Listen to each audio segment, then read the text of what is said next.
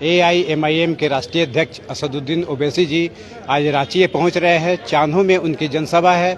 चान्हो उपचुनाव में AIMIM के उम्मीदवार उतरे हैं, तो उन्हीं के समर्थन में आज राष्ट्रीय अध्यक्ष ओवैसी जी रांची पहुंच रहे हैं। उनके समर्थक काफ़ी संख्या में रांची एयरपोर्ट पहुंच चुके हैं।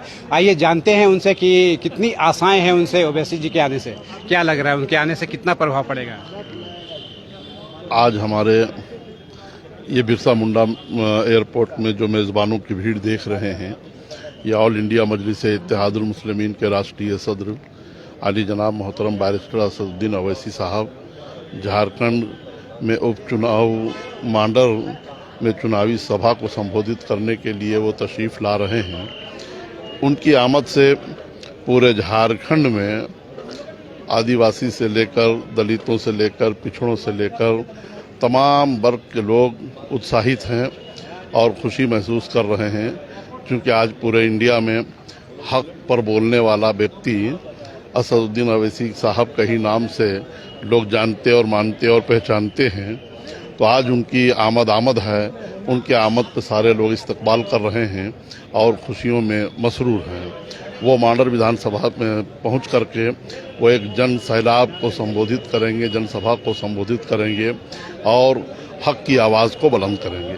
उनके आने से कितना प्रभाव पड़ेगा, क्या लगता है आपको कि क्या फ़र्क पड़ेगा उनके आने से? उनके आने से काफ़ी फ़र्क पड़ेगा, क्योंकि जो आज तक जो शोषित मतदाता हैं, जो बिल्कुल निराशा हो चुके हैं, इनकी आमद से और इनके दल के उम्मीदवार खड़े होने से लोगों में जो है यकीन की जो है उम्मीदें जाग उठी हैं, इसलिए काफ़ी प्रभाव होगा। आपके जो प्रत्याशी है देव कुमार धान जी, इससे पहले बीजेपी में थे और बीजेपी से अचानक AIMIM, क्या लग रहा है आपको कि उसका क्या कुछ उल्टा प्रभाव पड़ सकता है? इसका उल्टा प्रभाव तो नहीं पड़ेगा, इसलिए जब अच्छाई की तरफ लोगों की निगाहें खुलती हैं और जब उसे महसूस होता है अच्छे बुरे की जब तमीज़ हो जाती है, तो बुराई को छोड़ करके अच्छाई को अपना लेते हैं। इन्होंने अच्छाई को अपनाया है, सच को अपनाया है, हक को अपनाया है और ये भी इस प्लेटफार्म पे हक की आवाज़ को बुलंद करना चाहते हैं।